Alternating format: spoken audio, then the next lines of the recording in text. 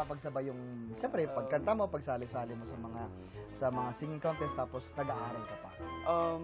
Pagsasabay ko po siya gawa po ng, nag-set po ako ng ano ko po, ng aking mga goals po.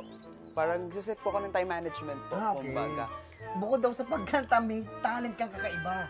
Pakita mo naman sa amin yung talent mo. Ano ba yung mga talent mo? Habit ko pong mag-impersonate po ng mga boses po. Talaga? Opo. Sige nga, gayahin mo si Boy Abunda. Ikaw ba ay susunod o susuway? Ang galing-galing mo naman. Sino pa? Tama! Sino pa? Sino pang kayang galing? Yung newscaster po, si Sir Mike Enrique. Okay nga, sige. Sir Mike Enriquez nga. Paano? Hindi ko kayang gayain yun, ha? Walang kinikilingan, walang pinoprotektahan, walang sinungalingan, serbisyong totoo lamang.